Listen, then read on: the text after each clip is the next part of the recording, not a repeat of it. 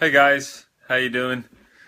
I'm up in the boudoir in the bedroom again today for episode 16 or 17. I'm not sure. I really should know that, considering that it's my podcast. But that is my style. I'm sure you're well aware of my relaxed approach to a lot of things. It's both a hindrance and a help all at once. It's like we deal with this thing, don't we? Called a persona, a personality, and it has its strengths and weaknesses. And my ability to chill out and not take things too seriously is something that really aids me in so many ways. It makes me a very happy person, but it also means that I'm fucking disorganized sometimes. And I've just had my dear publishers, Hay House. They've just been sending me a ton of emails. Have you got this? Have you done that? Have you got this? Have you done that? What about that? Have you sorted that? And because I'm doing speaking events for them, I'm doing all sorts. Got my book coming out, and it's just like, oh my god, I'm not used to working that hard, like in that way. I'm very happy at just doing my creative thing, surfing, hanging out with my family, going to bed early, eating good food. Like that's my life. It's very simple. But when it comes to like emails and sorting stuff and doing this and doing that and organizing this and doing forms and stuff, like fuck, I'm all over the place. So there you go, the duality of a persona. What is a strength is also its equal and opposite weakness. So if you're the kind of person, let's say you're the kind of person who's incredibly caring and compassionate, that will make you the kind of person who people want to be around. Like, understandably, people just want to be around that kind of person. But it will also mean that perhaps in some ways your care and compassion can make you such a yes person that people can, walk all over you, if that makes sense. So it's just to say, the examples I'm giving here is to say that, play to your strengths. Whatever your strengths are, utilize those strengths, but also at the same time, just remember that it will have its weakness. And if you can work on that weakness, you'll be a lot more productive, a lot happier for it. It's just about knowing yourself, knowing who you are, knowing what you want. Hey guys, it's great to see you. I think this is episode 16. It might be 15. Like I said at the start of the video, I've got no fucking idea which number episode this is. Will's Wellness Radio. Welcome to Will's Wellness Radio. We are here. We are in the bedroom. The bedroom we are in, and you can see my setup. This is what we call the Pro Standard setup. It is the end of the bed. We've got me and my wife up there. Check that out. On our wedding day, there's a very, I say very young, a bit younger, 6 years ago, 5 years ago, I was up there. And there's my wife there looking gorgeous. I am batting way above my average with my wife, am I not? Bloody hell, look at that woman. She is stunning. How the fuck did I do that? Pinch myself. I pinch myself, I do. I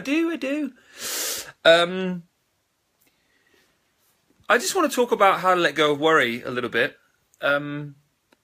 Before we get started into the discussion on these books. I've got these 3 books I want to talk to you about that have changed my life. I'll tell you why they've changed my life, how it is I practice the things in those books regularly to continue that change and that happiness, and I'm going to describe those in a bit. But firstly, I want you to not let go of worry. That might confuse some of you, but I was chatting to someone about this, and it's this idea that we tell ourselves to let something go. And in doing so, we assume that's going to help us let it go. Like we may have a thing that we're thinking about maybe more than we'd like. And the assumption is, well, let it go. Just everyone says, it's like this constant thing that everybody says you should do. Let it go, let it go. Remember the song, the Frozen song? Let it go, let it go. Can't hold me back anymore. The more we try and let something go, the longer it hangs around. Because we are still thinking about the thing that we're trying to let go. And if we're thinking about it, it's still there. So if it's something we're trying to let go, we can't let it go because we're still thinking about it. So there's no such thing as letting it go, but there is something called letting it pass. Now, letting it pass is something that worked for me far better than letting it go ever did. And letting it pass as a worry, a thought, is just to acknowledge that it's there. You know, if you have a thought or feeling that you don't like or you don't want, it's a bit worrying and it comes inside your head, just notice it. Notice that it's there, and you'll suddenly notice that it's okay for it to be there. If you don't notice that it's there, it will unconsciously start to control you, like like a kid controlling a computer game. Like your mind will control you if you don't notice it. But if you just notice it, if you just notice your mind and the voice in there, because everybody has a voice, that isn't mad. We're not mad for having a voice. There's this idea that, you know, having an inner voice makes you crazy. And we know that's not true. Everybody's chatting away inside their head. But if you just notice it, the sound of it, the look of it, you know, the pictures that you're creating. Some people create movies in their head. If you just notice it, do it now. Just notice that you're watching this video, like bring that awareness. Notice that you've got these thing called thoughts, and then that's enough. Like that's enough. But of course, is that the simplest thing in the world? Yes. Is it also the hardest thing to do in the world? Well, yeah, it is. So that's why we dedicate ourselves to daily meditation practice. The whole point and reason why meditation practice has been around for thousands of years. It's the earliest self-help teaching of all time. It dates back to 5,000 years ago in ancient China and ancient Japan, and meditation has always been around for the simple reason that humans tend to forget to notice their own awareness. They tend to forget that they have this thing called a mind, and they just assume that it just is there, and it causes havoc and it runs wild. And of course it doesn't. It doesn't have to be like that. If you just are able to notice and be aware of your own thinking when you meditate each morning, you feel calmer because you create a separation between your thoughts and yourself. Because yourself, your real self, is this person that's just observing the world for what it is not judging it. It's not judging the thoughts. It's not going, oh no, that's that thought and there's that. No, it's just there. Observing. Silently, just witnessing thoughts. And that's what meditation teaches you. And when you're able to just witness a thought and just notice it, you notice that it doesn't have power over you anymore. And you're able to stay calm. And especially when you breathe deeply, because when you breathe deeply, do that now, just...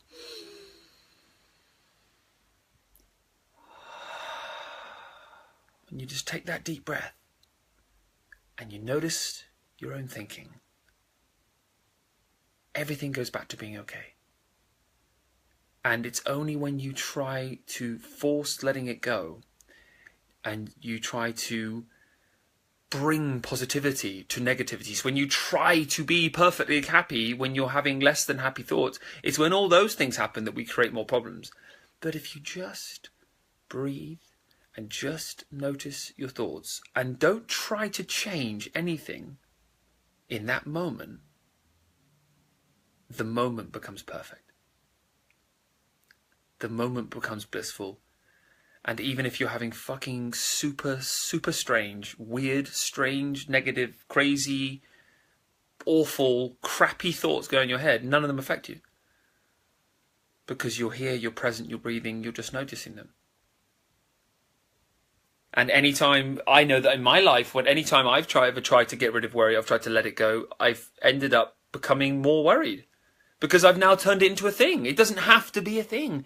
It's only in your mind. Really, the reality of our lives, our actual reality, is that if we want to sort something out, we'll sort it out. If we have a worry, a genuine one, then do something about it. But most of these things are just inside here. And I always like to call it the 99 rules, that 99% of your greatest worries and fears will never come true. And that was actually proven by science. That's in a scientific study that 99% of our worries never come true. And they really don't. And in the 1% that might, you've proven on millions of occasions in your life that you have more courage, resilience, and strength to handle the outcomes than you think. So remember the 99 rule, and remember to breathe, and remember to meditate every day. My friend, let's get cracking. Let's do this. So I've got 3 books here, and if I end up struggling to read them, in fact, what I might do, I'm going to lean across my bed now. Hang on. Here we go. Here we go. I'm going to put that on now, this little light, and then it means I can... How's the lighting on that now? Is that okay? Is that just give me some comments in the comment box. Be nice to hear from you. The very first one. This is like, let's start with the numero uno. This book here, In the Pursuit of Perfect by Tal Ben-Shahar. This is the book that really it was the one, and it is the one. It's like if people message me, I get a good 20, 30, 40 messages a week on what people should, what should I read? What's about this? I've got this problem, I've got that problem. And I just say, okay, I suggest 2 things. I suggest 1, meditate. And the second suggestion is to read In the Pursuit of Perfect by Tal Ben-Shahar. They're the 2 things that I tend to reply back. I haven't got time really necessarily to reply big long messages these days, but just that quick, simple thing. If you can read that book and you can meditate every day, then you're on to a winner.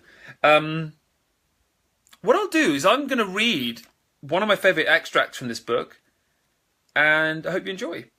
So, it's the role of suffering, okay? So I'll start from the top. So, here we go. My hope when I started on my journey to becoming an optimist was to eliminate pain, sadness, anxiety, and suffering from my life. This is Tal Ben-Shahar talking, by the way. It was, of course, my perfectionist dictating my objective. I wanted to be enlightened, to find a place inside myself where I could always be content regardless of what happened outside. I did not find such a place. What I did find, however, was there were benefits associated with suffering. And consequently, I recognized the importance of accepting suffering. While it is part of our universal nature to seek pleasure and avoid pain, culture plays a central role in how we deal with suffering. In the West, we generally reject suffering. We see it as an unwelcome interruption in our pursuit of happiness.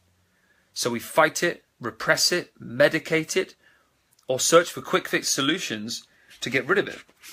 In some cultures, especially in the East, excuse me, let me just get the book like this. Especially in the East, suffering is acknowledged for the important role it plays in people's lives, in the meandering path towards enlightenment. While I have yet to be convinced that it is possible to reach a state of enlightenment or nirvana, a state of permanent a state of perfect and permanent inner peace, there is much that we can learn from the Buddhist approach to life's impermanence and imperfections, defeats and disappointments.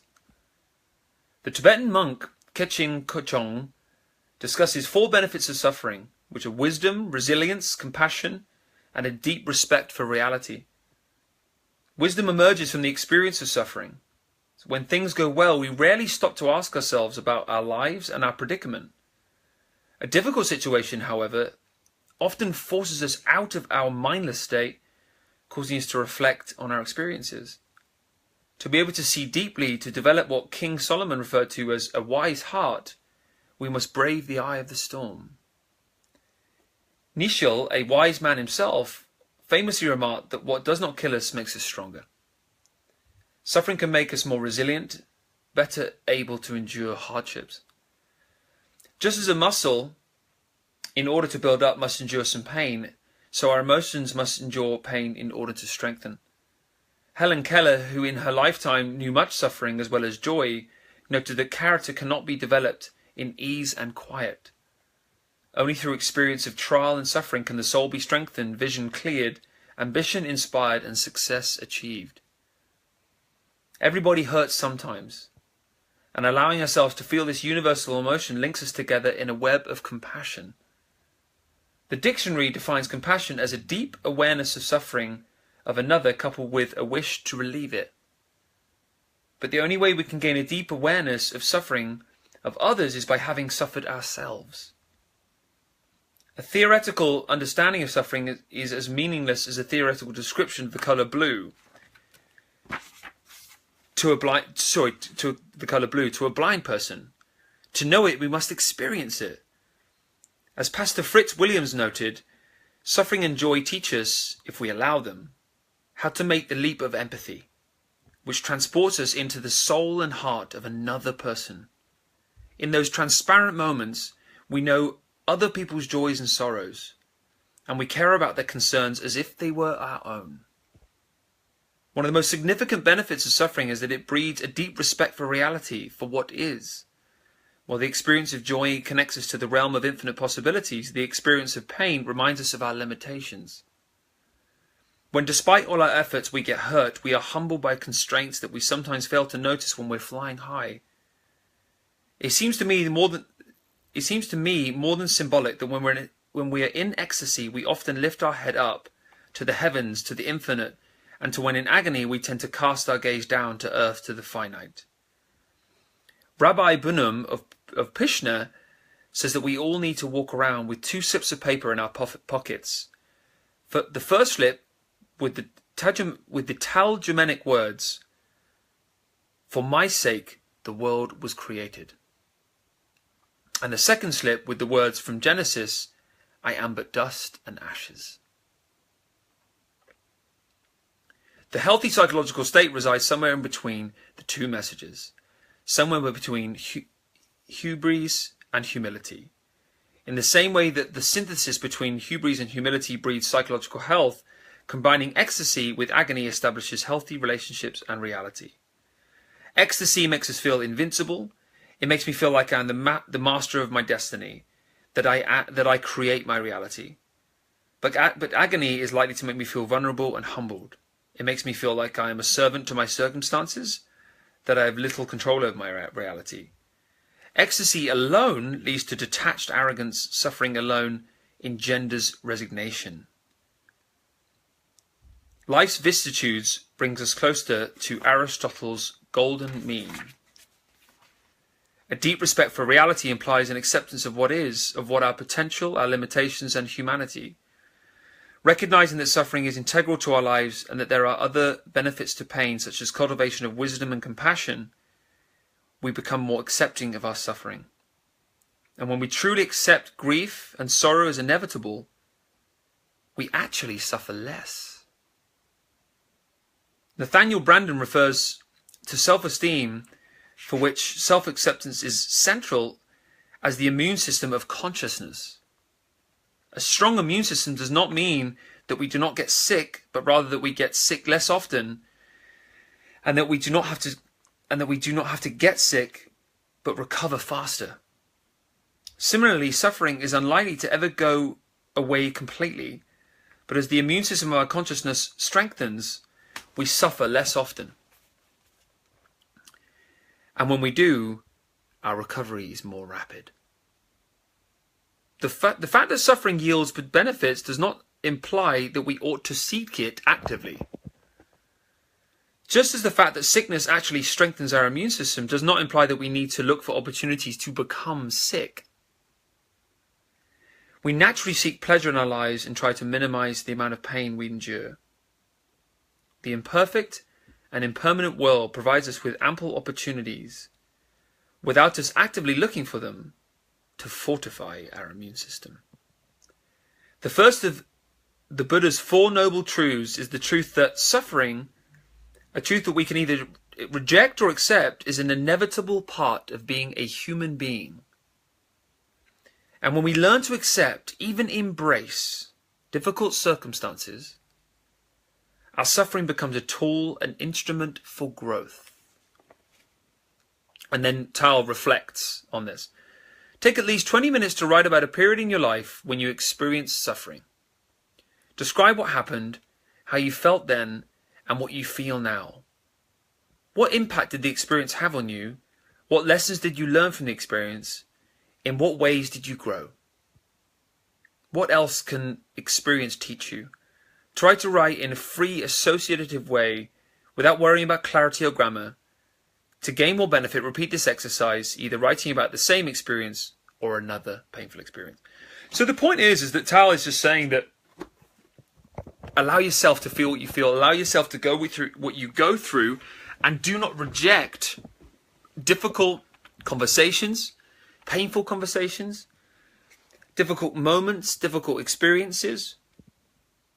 Remember that basically you learn about yourself and you learn about humility when you go through difficulty. So to avoid difficulty is also to avoid growth, which also is to avoid happiness. Because happiness can only take place in growth, and also joy can only be truly felt and experienced if we know what sadness is.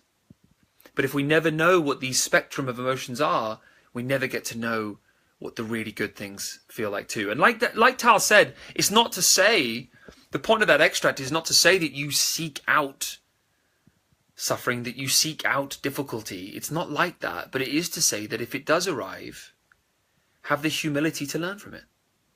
Have the humility to ask yourself some questions about why it might have come up, why it might have happened. Learn about who you are.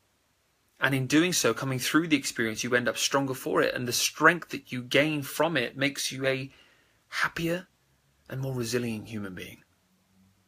So that's the first extract. I want to know what you thought about that. You might think, that was a load of shit. Thanks for the reading there, Will. Or you might have thought, that was really cool. I'd love to know what you thought. Look at this little doggy. Check out the little dog. This is on the bed. Huh? I was talking to Daisy, my daughter, this morning. We were walking into nursery. I was taken to nursery. It's the second day only in nursery today. And I was like, Daisy, what's the doggy called? And I do this thing where I wind her up. Is it called Dennis? And she's like, no. I'm like, is it called Keith? She's like, no. I'm like, is it called Dave? She's like, no. And because this goes on, and this goes on, and this goes on. And then she just goes, it's called Doggy. Well, there you go. What better name can you get for a dog than Doggy? You know what I mean? So there you go. There's Doggy. I think, personally, he's more of a Keith than a Doggy. But I want to know what you think. Do you think he's more of a Keith? I don't know. I think he's more of a Keith than a dog. My friends, we are going to move on to the second book that has made an impact on my life, a huge impact on my life. And I'm going to explain to you how to utilize what's in this extract in a moment. Now, this book is called Don't Sweat the Small Stuff, and I'm sure you've heard of it. It's, I think, second or third highest grossing self-help book of all time. And even if I have a microgram of the success that Richard Carson has had, I will be a very, very happy man. I just want to take you to a part that really starts to talk a lot about relationships.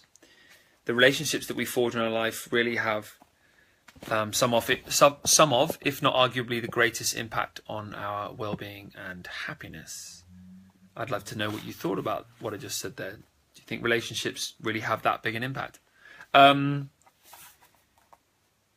going to just talk this extract again. We're going to go through it. I'd love to hear your feedback after. So basically,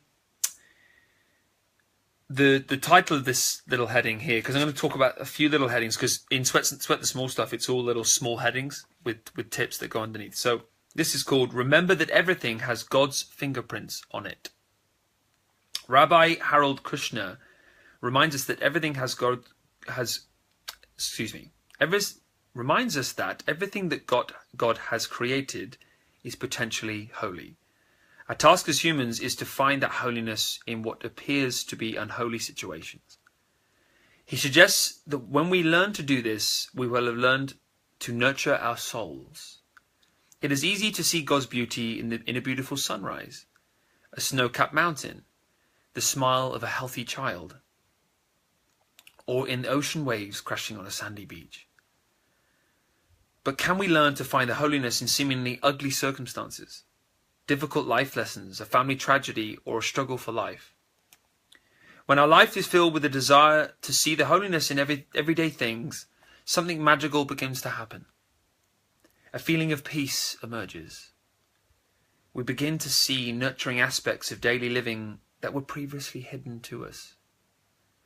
When we remember that everything has God's fingerprints on it, that alone makes it special.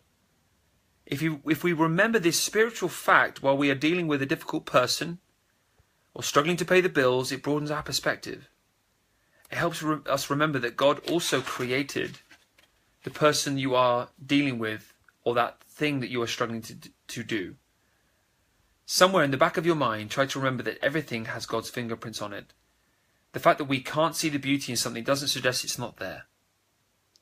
Rather, it suggests that we are not looking carefully enough with a broad enough perspective to see it.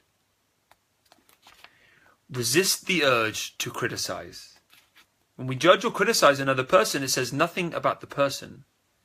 It merely says something about our need to be critical. If you attend a gathering and listen to all the criticism that is typically levied against others, and then go home and consider how much good all that criticism actually does to make our world a better place, you'll probably come up with the same answer that I do. 0. It does no good. But that's not all. Being critical not only solves nothing, it contributes to the anger and distrust in our world. After all, none of us likes to be criticized. Our reaction to criticism is usually to become defensive or withdrawn. A person who feels attacked is likely to do one of two things. He will either retreat in fear or shame, or he will attack and lash out in anger. How many times have you been criticized by someone and had them respond by saying, "Thank you so much for pointing out my flaws. I really appreciate it." Criticism, like swearing, is actually nothing more than a bad habit. It's something we get used to doing. We're familiar with how it feels. It keeps us busy and gives us something to talk about. If, however, you take a moment to observe how you actually feel immediately after you criticize someone, you'll notice that you feel a little deflated and ashamed, almost like you're the one who has been attacked. The reason this is true is that when we criticize, it is a statement to the world and to ourselves, I have a need to be critical. This isn't something we are usually proud to admit. The solution is to catch yourself in the act of being critical. Notice how often you do it and how bad it makes you feel. What I like to do is turn it into a game. I still catch myself being critical, but as my need to criticize arises, I try to remember to say to myself, there I go again. Hopefully, more often than not, I can turn my criticism into tolerance and respect.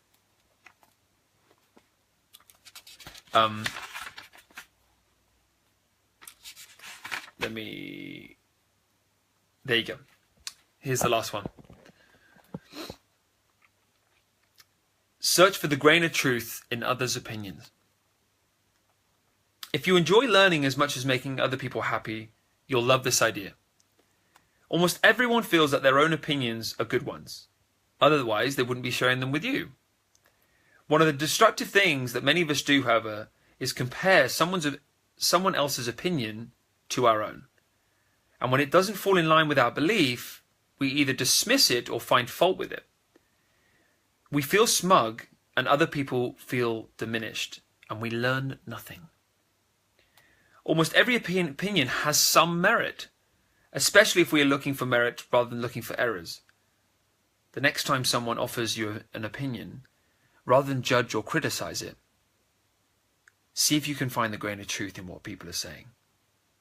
If you think about it, when you judge someone else or their opinion, it really doesn't say anything about the other person, but says quite a bit about your need to be judgmental.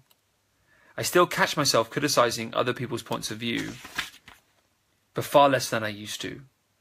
All that I changed was my intention to find the grain of truth in other people's opinions. If you practice this simple strategy, some wonderful things will begin to happen. you'll begin to understand those who you react with, so those you interact with, others will be drawn to your accepting and loving energy. Your learning curve will be enhanced, and perhaps most important, you'll feel much better about yourself. I absolutely, truly and utterly believe in what Richard Carlson is saying there towards the end of that insight, that we want to share in good feelings, and we want to share in good energy, and we want to have this thing we call happiness and joy. And the best way to achieve that around all people, not just the people who you find are your absolute best mates. When we're talking about all kinds of people from all walks of life, the best way to do that is to, like he said, take the grain of truth in what they're saying. It might not be exactly what you agree with, but if you can just listen out for what that truth might be, what tends to happen is not necessarily that you then get to learn, because sometimes we don't really want to learn what it is that that person is saying. But what tends to happen is the most powerful thing of all, is that they feel loved. And when they feel loved because they're being accepted and you're truly just listening to what they're saying without necessarily judging it, that love is felt for you. Because when do you know when someone really listens to you? What is that feeling? Like, describe to me now what you feel like that feeling is. Now, for me, it feels like love. I feel like I'm being loved by someone when they really, really listen to me and don't necessarily feel the need to tell me what I'm saying is wrong. They just are listening. And if you can give people the gift of listening, you'll notice your influence increase. Not only do you feel happier by listening with just pure humility and acceptance for someone, not only do you feel happier for it, but your influence goes up. If you want to be more successful in almost every single area of your life, you're going to have to influence people. And the simplest and best way to influence people is to become better at listening.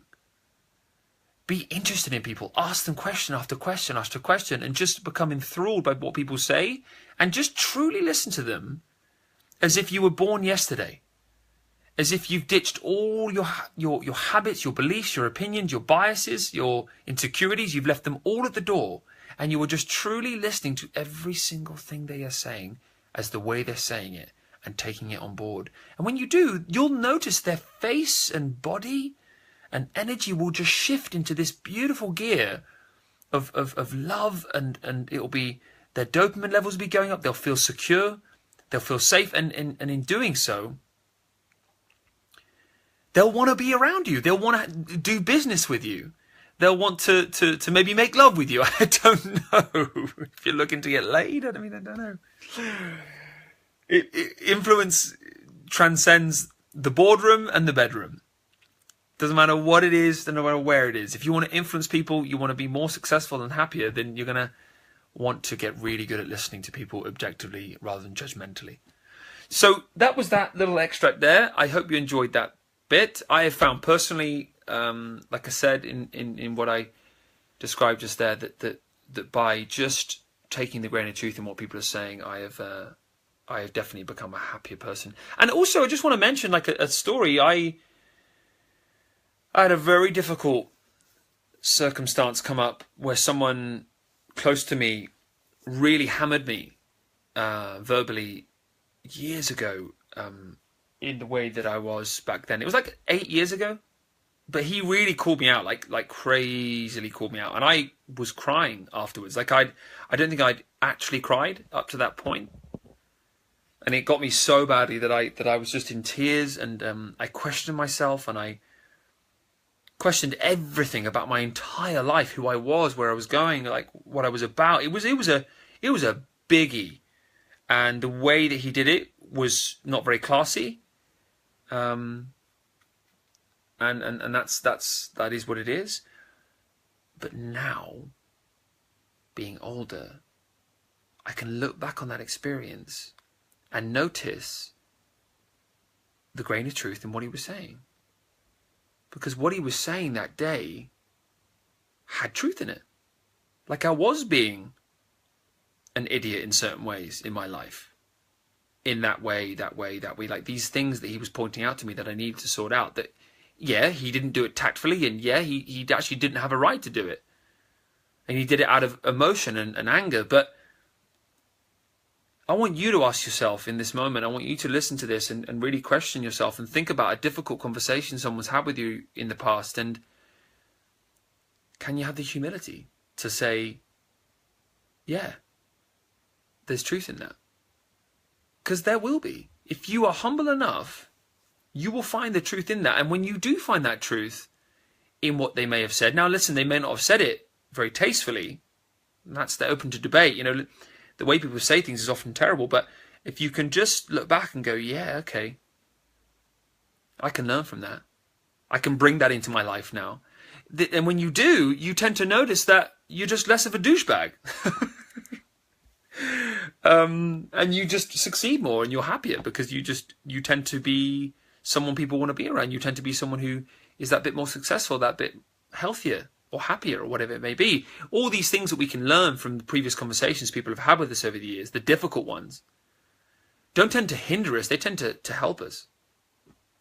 So I want you to remember to remain humble to the grain and truth in what people are saying. Let's move on. It's getting pretty dark. If the lighting is ropey, I apologize. I do apologize.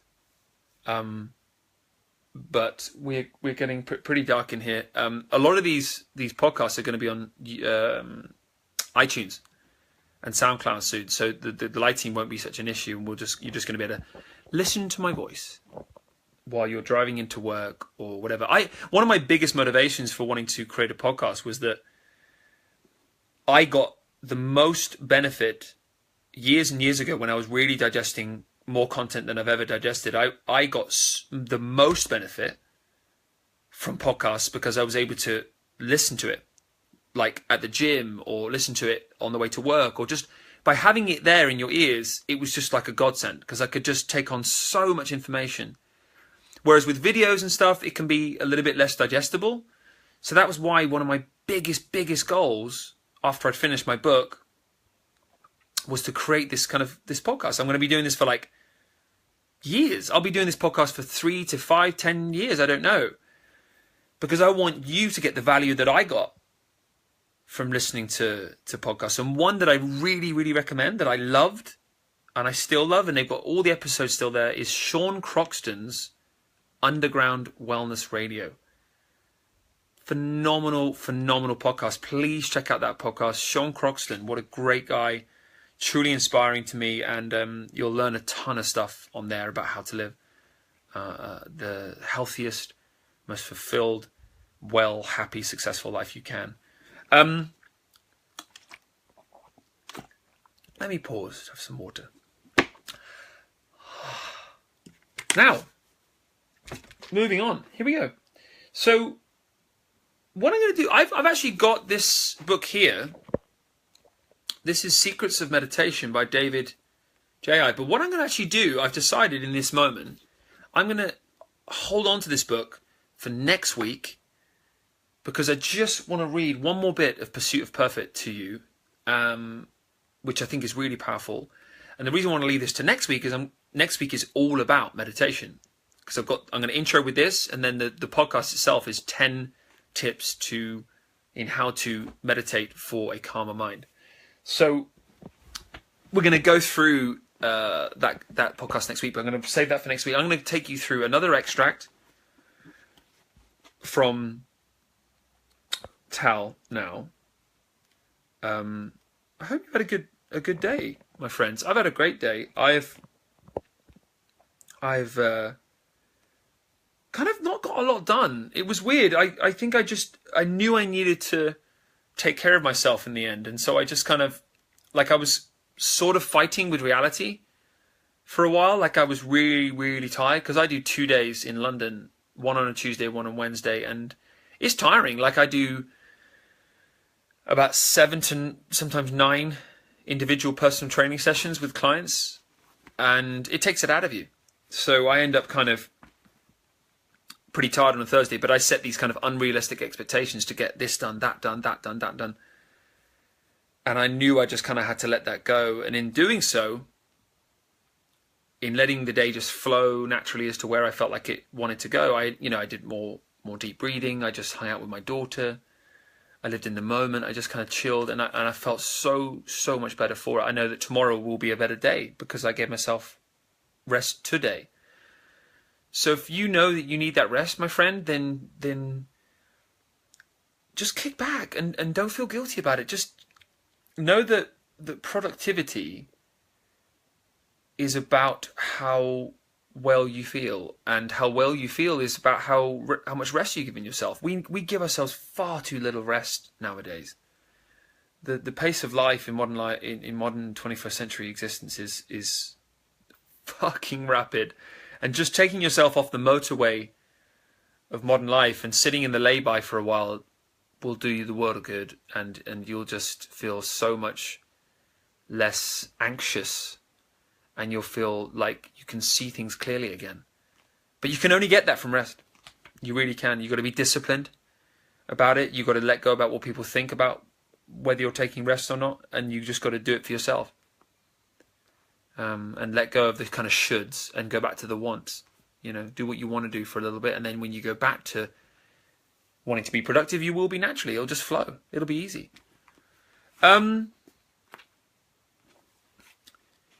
I'm still looking for an extract, so bear with me. I love just hanging out with you guys. This is great. I'm just in my bedroom. We're hanging out. Real change. Here we go. It's not that some people have willpower and some people don't. It's that some people are ready to change and others are not. James Gordon. An experiment conducted by Ellen Langer and her student Lorraine Thompson helped me understand why the shift from perfectionism to optimalism has been so difficult for me and for others.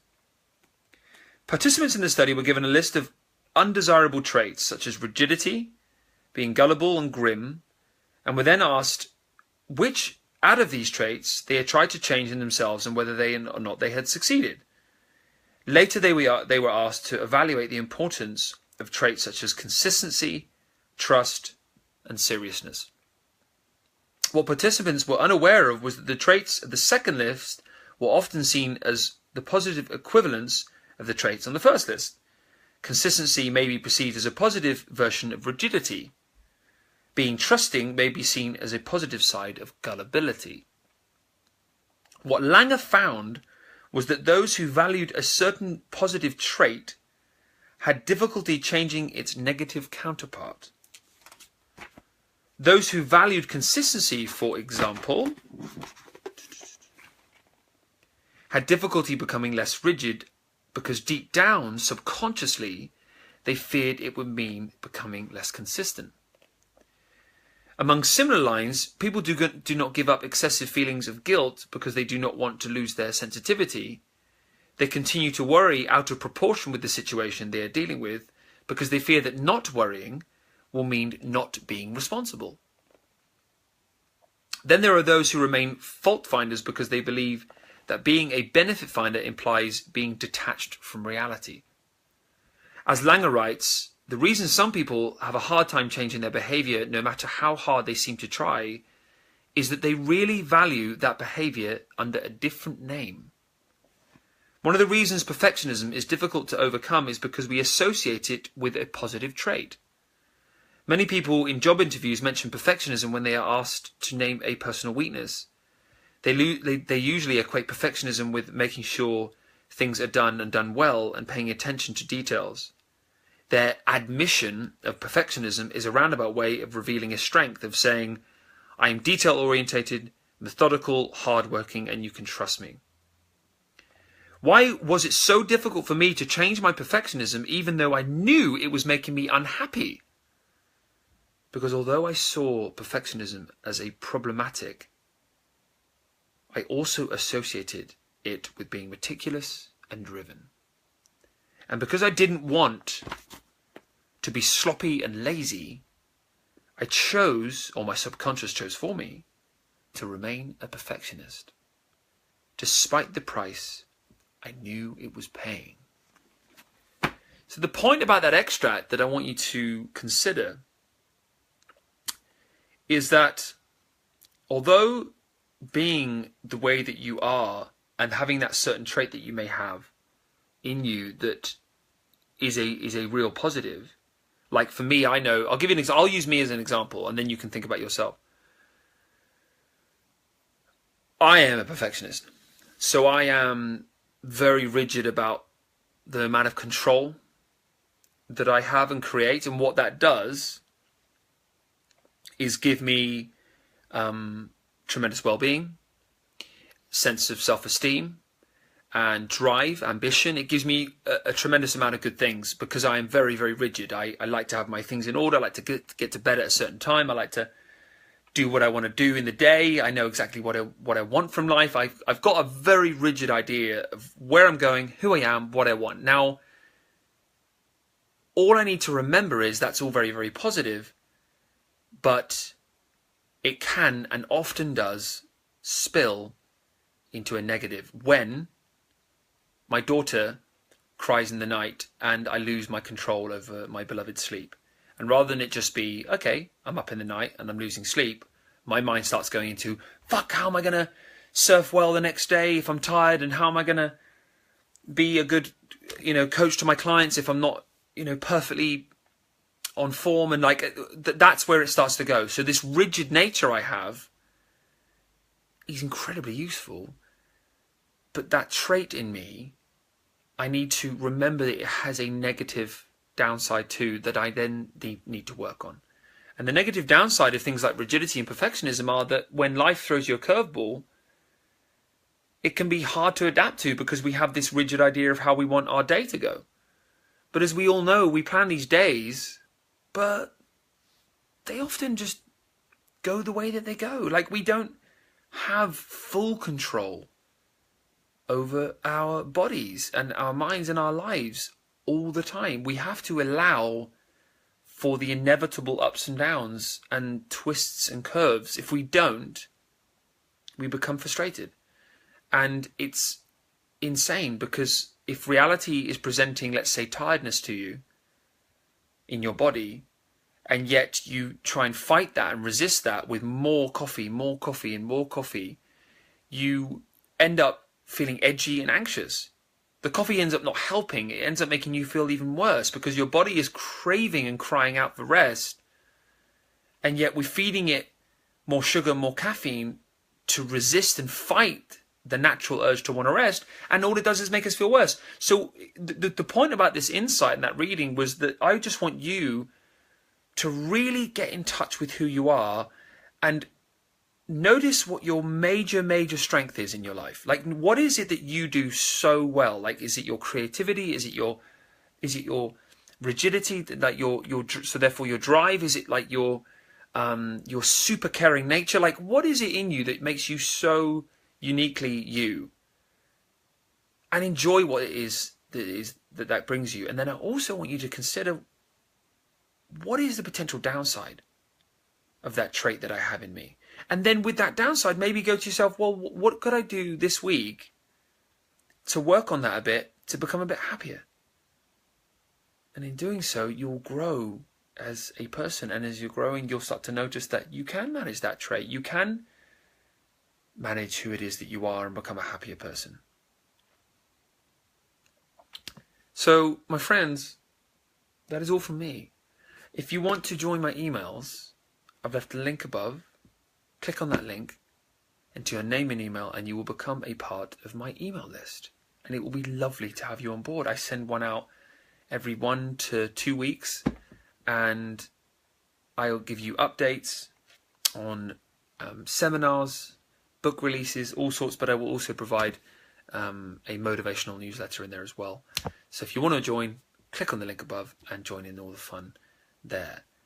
My friends, I am done. I'm going to go and have some food. I hope you enjoyed today. Being the perfectionist that I am, I will give you a real honest insight. I always come away from these podcasts at the very end when I kind of I kind of think to myself, oh, fuck, maybe I did that a bit wrong, and maybe that was a bit shit, and maybe that wasn't too great. And there's an example, isn't it, of the downside of perfectionism, of my trait of wanting massive control in my life that gives me tremendous joy and happiness because I get to do what it is I want to do. It's also a downside sometimes because I create a piece of content like this, but I then assess it at the end, but I needn't. And all we got to do is just notice who we are, where we're going, and I just then go, you know what, that was good enough. I enjoyed today. That is all from me. I love you guys, and I can't wait to see you tomorrow. I'll be on tomorrow morning. What are we on for tomorrow? Tomorrow's Friday. Feel Good Friday. Tomorrow, all about how to give back. My friends, love you loads. Bye-bye for now.